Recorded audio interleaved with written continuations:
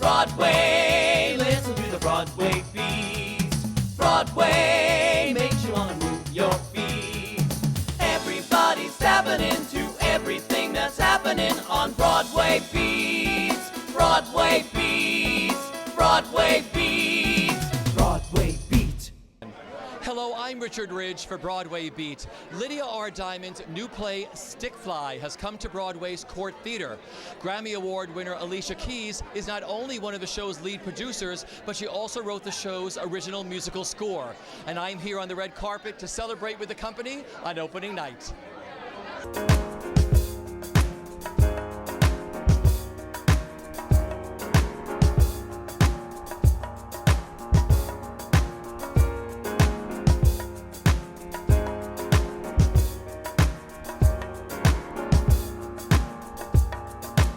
I feel amazing. I couldn't feel better. You know, it's such a thrill actually to be able to go into a new venue, a new area, and one that I have so much passion for. You know, and to see it thrive and to see it being received so incredibly well by people, it's just natural and it's so beautiful. So I'm like soaring.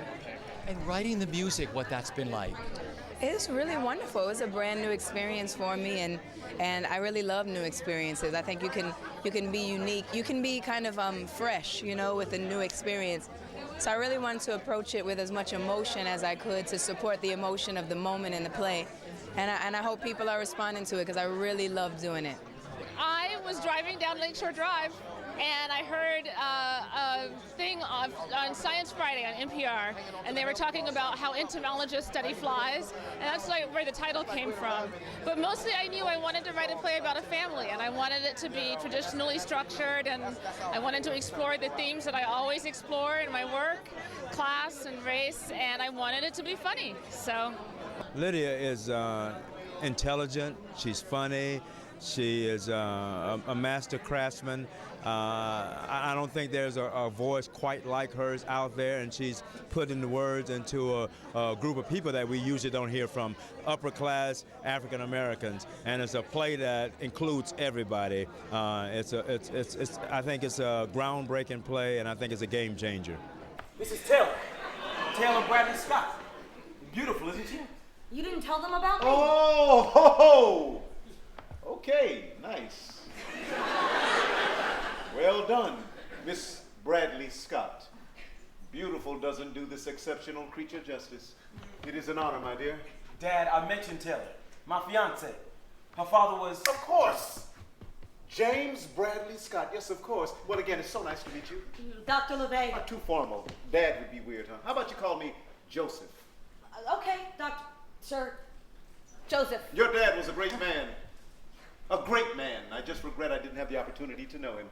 Yeah, I regret that too. It's been a year now? So sorry for your loss. Grief's a bitch, huh? Guess so. Which was my favorite? You boys remember. I had you read it, write a report one summer. Yes, it's right here. It's right here. The Bonds of Intellectual Freedom. That's a lot of people's favorite. Are we playing or not, guys? Won a Pulitzer, didn't it? Yeah, his second. So, whose turn? They're kicking their asses, I see. Yes, sir. But it's no fun. They don't want to play. Because you kicking their asses. Trying. Cheryl, as I live and breathe, this is not the little girl I saw last year. Surely not. Woo, boys, we've got a ravishing young woman toiling away in our kitchen. Dr. LeVay, Mom said you would know. It wasn't Mrs. LeVay supposed to tell you. Mom's sick. Still? Again. I'm sorry to hear that. Please, give her my best. Yeah, I came up on Thursday. Where's Mrs. LeVay? I'm sure we're in good hands. Can I fix you something? Oh, that'd be great. You know what I like. Yeah. Black or white rice? Let's keep it black. Okay. That's the most... Yeah, I know. The complexity of the play, I like the fact that our issues are family issues. They're not racial issues. They're not issues about America. They're issues about family. How family works and bounce off each other. That's what I love about this play, and the language, obviously. Let's talk about Lydia's writing. I loved this play. Talk about her as a writer.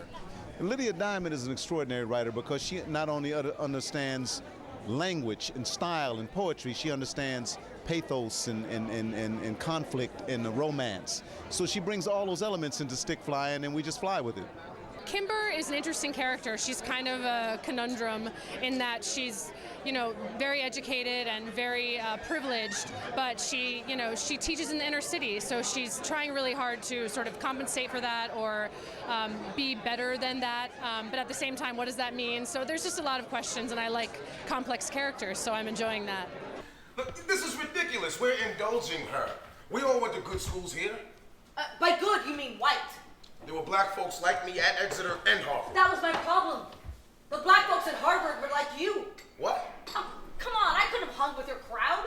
You were flying to Aspen for the weekend and driving around in SUVs and shit. I had Dad's old Saab. Oh, well then. Cheryl. What coffee, huh? No, thank you, but Cheryl, you went to a nice school. Cheryl had a scholarship to the best high school in Manhattan. That must have been a trip.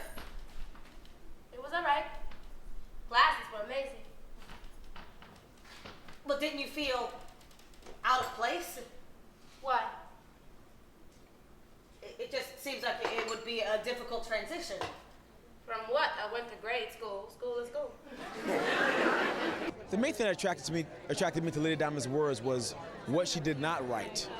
Because so much in families is about what is unspoken. And she really captured that accurately, I felt. There's so many things that lie beneath the surface that show their face every once in a while. And she did a great job of illustrating that in her play. Well, it's like real people. When you go to, the family dynamics, it's what people don't say, that hurts the most or gets to you the most. Right. And then people always, act like things are much better than they really are a lot of times. There's always the love there, but there's always that little dysfunction that's going on underneath. And as I said, she did a great job. So Lady Diamond is the main reason why I came to do the play. Well, I fell in love with the play because I felt like this play was about a side of African American culture that we don't often get to see in theater. We don't often get to see in television, and so it's just a story that I felt has been undertold, and so that always attracts me. I'm always like, oh, that hasn't been told yet. I want to do that. And then working with Kenny and Lydia Diamond, and there's so many things that I just was like, this is the project for me to do at the moment. Yeah. Just talk about Lydia as a writer. I think this is such a brilliant play because it's what she hasn't written that's so amazing. No, absolutely. This play there's so many nuances in this play. Lydia Diamond has managed to capture the reality of this world so very well, to the point where even the actors, every single night, and this happens with a lot of plays, but every single night there are things that we are like, oh, I didn't even, is that what I say? You know what I mean? So she really there's so many layers in her writing, truly. Well, let's talk about the role. What do you love about her, and who is she? Cheryl. Cheryl is an 18-year-old student.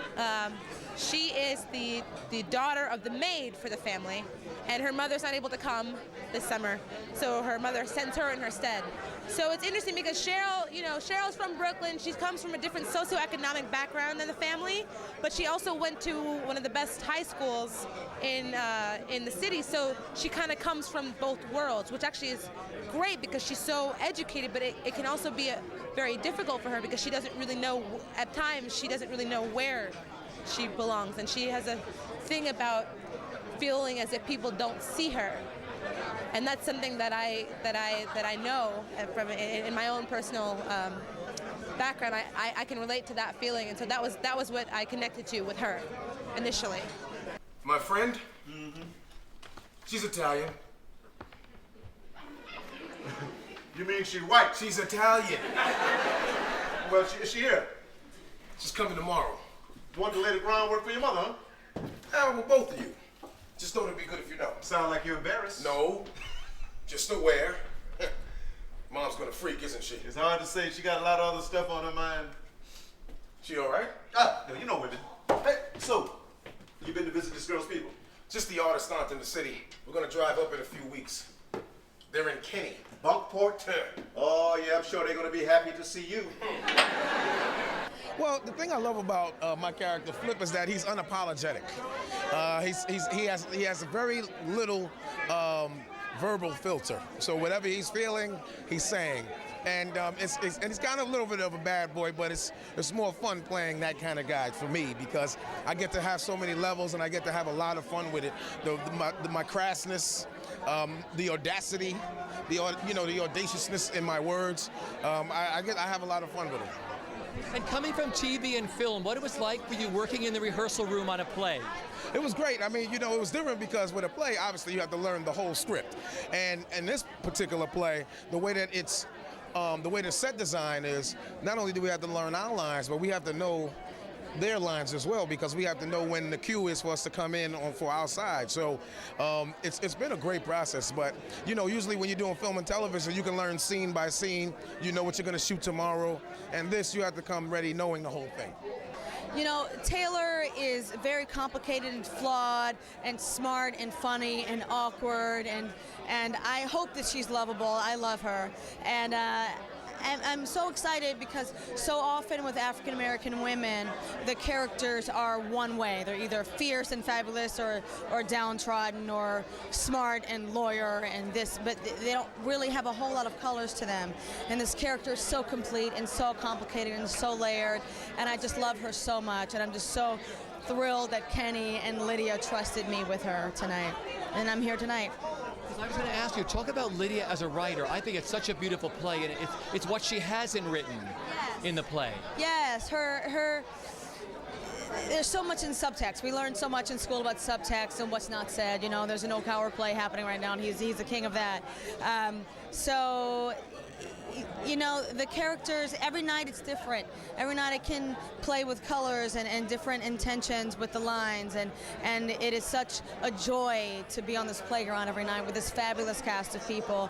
And Lydia is just an incredible, incredible voice, and I'm so happy that she's finally on Broadway and people will know her name.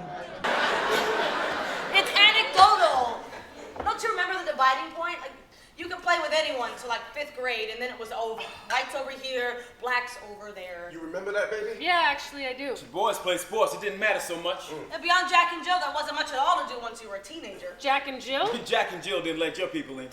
My people weren't so much welcome to Jack and Jill either. That's not true. Jack and Jill? Lower middle class, single parent, wasn't gonna happen. But still, not my point, the party. I was heartbroken and I didn't understand, and I guess Mom was damned if she was gonna spell it out for me. So she was like, look, baby, you just have to look at everyone like they're bugs under a microscope, like ants. Figure out the patterns.